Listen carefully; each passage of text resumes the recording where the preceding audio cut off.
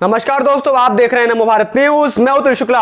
दोस्तों, आज से 2 साल पहले भारत के संविधान में एक ऐतिहासिक फैसला लिया गया था, जिसके तहत जम्मू कश्मीर को मिलने वाला उसका स्पेशल राज्य का दौरा छीन लिया गया था और भारतीय जनता पार्टी ने कश्मीर से धारा 370 और आर्टिकल 35A को खत्म करके घाटी के लोगों का जीवन सुधार दिया था। और उसके बाद से ही घाटी में लगातार विकास हो रहा है और यह बात जम्मू कश्मीर के लोग जानते हैं। जब भाजपा ने कश्मीर से धारा 370 को हटाया था तो विपक्षी पार्टियां और कश्मीर के 2 परिवारों को बहुत मिर्ची लगी थी और उन्होंने इसका जमकर विरोध भी किया था। लेकिन अब एक बार फिर से इन पार्टियों को मिर्ची लगने वाली है। एक बार फिर से आने वाले दिनों में आपको यह पार्टियां छाती पीट पीट कर मीडिया के सामने रोना करती हुई दिखेंगी, क्योंकि दोस्तों अब बीते दिनों सीमा पर चीन को उसकी औकात दिखाने के बाद अब भारत पाकिस्तान से पीओके को भी वापस लेने जा रहा है और उसकी पीओके को भारत में लाने की तैयारियां भी शुरू हो चुकी हैं, जिसके लिए दिल्ली में एक बार फिर से कश्मीर को लेकर कुछ बड़े फैसले लिए जाने वाले हैं, जिसके लिए गृह मंत्री अमित शाह हाई लेवल की मीटिंग कर रहे हैं। और एक खबर इसलिए भी है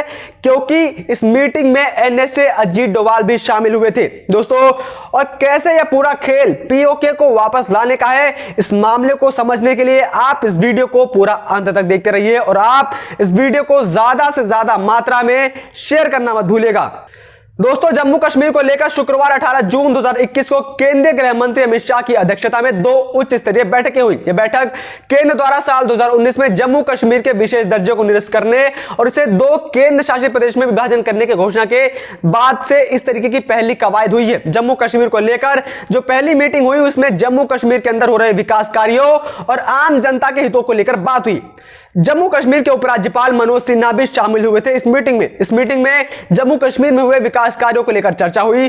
गृह मंत्री शाह ने कश्मीर में 76% टीकाकरण होने पर उपराज्यपाल को बधाई दी और अधिकारियों को यह निर्देशित किया कि कश्मीर के लोगों के सर्वांगीण कल्याण के लिए मोदी सरकार की योजनाएं जन जन तक पहुंचाई जाएं। गृह मंत्री ने यह भी कहा कि जम्मू कश्मीर में रह रहे शरणार्थियों को शरणार्थी योजनाओं का लाभ मिले तथा केंद्र शासित प्रदेश में कृषि आधारित उद्योगों की स्थापना भी हो, जिससे यहां के लोगों को पर्याप्त रोजगार मिल सके। तो पहली मीटिंग में जहां पर आम जनता को लेकर बात हुई, तो वहीं दूसरी मीटिंग बेहद जरूरी मानी जा रही है। हालांकि अभी तक यह तो पता चल नहीं पाया कि आखिर इस हाई लेवल मीटिंग की वजह क्या थी, लेकिन यह अंदाजा लगाया जा रहा है कि इस मीटिंग में आगामी समय में अमरनाथ यात्रा प्रारंभ करने की तैयारियों, जम्मू कश्मीर की वर्तमान सुरक्षा व्यवस्थाओं और जम्मू कश्मीर में कुछ नए प्रोजेक्ट के सिलसिले में भी चर्चा हो सकती है। अमित शाह की यह high level meeting Jammu Kashmir में फिर से कुछ बड़ा होने के संकेत दे रहे हैं, क्योंकि जब धारा 370 हटी थी तो उस समय भी इसी प्रकार की हाई लेवल मीटिंग हुई थी। अमित शाह की यह मीटिंग बस वार्म अप है, क्योंकि आने वाले दिनों में प्रधानमंत्री मोदी खुद जम्मू कश्मीर के राजनीतिक दलों के साथ मीटिंग करने वाले हैं और जिसके लिए कई राजनीतिक पार्टियों को निमंत्रण भी भेजा जा चुका है। अधिकारियों के मुताबिक केंद्रीय नेतृत्व ने नेशनल कॉन्फ्रेंस के प्रमुख फारूक अब्दुल्ला, पीडीपी अध्यक्ष महबूबा मुफ्ती, जम्मू कश्मीर अपनी पार्टी के अल्ताफ बुखारी और पीपुल्स कॉन्फ्रेंस के प्रमुख सज्जाद लोन को चर्चा के लिए आमंत्रित करने की प्रक्रिया शुरू कर दी है। महबूबा मुफ्ती ने शुक्रवार रात को कहा कि 24 जून को बैठक के लिए उन्हें फोन आया था। उन्होंने कहा, मैंने अभी फैसला नहीं किया है, मैं अपनी पार्टी के सदस्यों से चर्चा करके अंतिम फैसला लूंगी। अब्दुल्ला और महबूबा दोनों तत्कालीन जम्मू कश्मीर राज्य के मुख्यमंत्री के रूप में कार्य कर चुके हैं। इस मीटिंग में अंदेशा लगाया जा रहा है कि जम्मू कश्मीर में परिसीमन को लेकर बड़ा फैसला किया जा सकता है, क्योंकि इसी प्रकार की मीटिंग करके पिछली बार जम्मू कश्मीर में परिसीमन को लागू किया गया था। अब आप सोच रहे होंगे कि यह परिसीमन क्या है और जम्मू कश्मीर से इसका आखिर क्या लेना देना है। तो आपको बता दूं कि जम्मू कश्मीर को लेकर यह एक बहुत ही बड़ा मुद्दा है। जम्मू कश्मीर के वर्तमान नक्शे को देखें तो यहां का 58% भूभाग लद्दाख है, जहां आतंकवाद 0 है।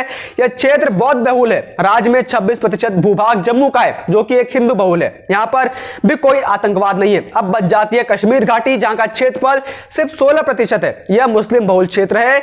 जम्मू और लद्दाख को मिला दें तो 84% क्षेत्र हिंदू और बौद्ध बहुल है, जबकि 16% क्षेत्र मुस्लिम बहुल है। संपूर्ण राज्य की राजनीति पर अब तक 16% क्षेत्र के राजनीतिज्ञों का ही कब्जा रहा है। कश्मीर घाटी में 10 जिले हैं, जिनमें से 4 जिले ऐसे हैं जहां अलगाववादी और आतंकवादी सक्रिय हैं। ये जिले हैं शोपियां, पुलवामा, कुलगांव और अनंतनाग। इन चारों जिलों को छोड़ दें तो संपूर्ण घाटी और जम्मू आतंकवाद और अलगाववाद से मुक्त है। लेकिन संपूर्ण देश में यह भ्रम फैलाता जाता है कि संपूर्ण जम्मू और कश्मीर जल रहा है, लेकिन वास्तविकता बिल्कुल विपरीत है। थे। इसके लिए सबसे पहले आप जम्मू कश्मीर का क्षेत्रफल गणित समझिए। 2002 के विधानसभा चुनाव में कश्मीर घाटी और जम्मू के बीच मतदाताओं की संख्या में सिर्फ 2 लाख का फर्क था। जम्मू में 31 लाख वोटर रजिस्टर्ड थे और कश्मीर एवं लद्दाख को मिलाकर 29 लाख रजिस्टर्ड वोटर थे। कश्मीर और लद्दाख को मिलाकर जब जम्मू में ज्यादा वोटर थे तो फिर भी कश्मीर के हिस्से में ज्यादा विधानसभा सीटें क्यों हैं? दरअसल परिसीमन का आधारित जनसंख्या होता है। ज्यादा जनसंख्या वाले क्षेत्र में ज्यादा विधानसभा सीटें होनी चाहिए थी, लेकिन ऐसा नहीं हो पाया।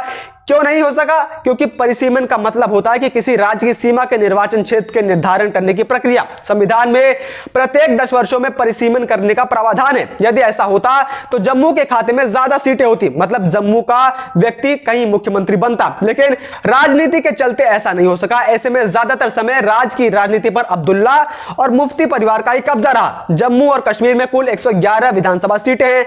वर्तमान में जम्मू और कश्मीर की विधानसभा में कुल 87 सीटों पर चुनाव होता है, जिसमें से 46 सीटें कश्मीर में, 37 सीटें जम्मू में और 4 सीटें लद्दाख में। 24 सीटें वह हैं जो पाक अधिकृत जम्मू और कश्मीर में, जहां पर चुनाव नहीं होते। वर्तमान में 47 विधानसभा सीटों में से बहुमत के लिए 44 सीटों की जरूरत होती है। कश्मीर में 46 सीटें हैं, जहां से ही बहुमत पूर्ण हो जाता है। संविधान के सेक्शन 47 के मुताबिक 24 सीटें खाली रखी जाती हैं। दरअसल खाली 24 सीटें पीओके के लिए छोड़ी गई थी। जम्मू वासी चाहते हैं कि 24 सीटें जम्मू में जोड़ दी जाएं। जम्मू और कश्मीर की राजनीति में आज तक कश्मीर का ही दबदबा रहा है, क्योंकि विधानसभा में कश्मीर की विधानसभा सीटें जम्मू के मुकाबले ज्यादा हैं। ऐसे में स्वाभाविक है कि सरकार कश्मीर से और कश्मीर की बनती है, जम्मू से या जम्मू की नहीं। कश्मीर में 2 परिवार हैं, एक शेख अब्दुल्ला का परिवार और दूसरा मुफ्ती मोहम्मद सईद महबूबा मुफ्ती का परिवार। ये दोनों ही परिवार बारी बारी जम्मू और कश्मीर पर विधानसभा के इसी गणित के आधार पर राज करते रहे हैं। इस राज को आगे भी जारी रखने के लिए ये दोनों ही परिवार नहीं चाहते थे कि कभी परिसीमन हो, इसलिए उन्होंने हर 10 वर्ष में राज्य में परिसीमन कराने को टाल दिया। इसी सत्ता की साजिश के तहत वर्ष 2002 में नेशनल कॉन्फ्रेंस की अब्दुल्ला सरकार ने विधानसभा में कानून लाकर परिसीमन को वर्ष 2026 तक रोक दिया था। इसके लिए अब्दुल्ला सरकार ने Jammu and Kashmir representation of the people act 1957 और जम्मू कश्मीर के संविधान के सेक्शन 42 में बदलाव किया था। सेक्शन 42 के बदलाव के मुताबिक वर्ष 2026 के बाद जब तक जनसंख्या के सही आंकड़े सामने नहीं आते तब तक विधानसभा की सीटों में बदलाव करने पर रोक रहेगी। लेकिन जब राष्ट्रवादियों की सरकार देश में बनी तो उन्होंने कश्मीर से धारा 370 को हटा दिया, जिसके बाद अब्दुल्ला का यह सपना ही रह गया और धारा 370 हटने के बाद उन्होंने वहां पर परिसीमन की प्रक्रिया शुरू की, जिसके बाद पिछले साल उसके कार्यकाल को 1 साल बढ़ा दिया गया था। जिसके बाद अब माना यह जा रहा है कि वापस से इसी को लेकर कुछ बड़ा कदम उठाया जा सकता है। आसान भाषा में आप यह समझ लीजिए कि अगर जम्मू कश्मीर में ढंग से परिसीमन हुआ तो राज्य के 3 क्षेत्रों जम्मू कश्मीर और लद्दाख में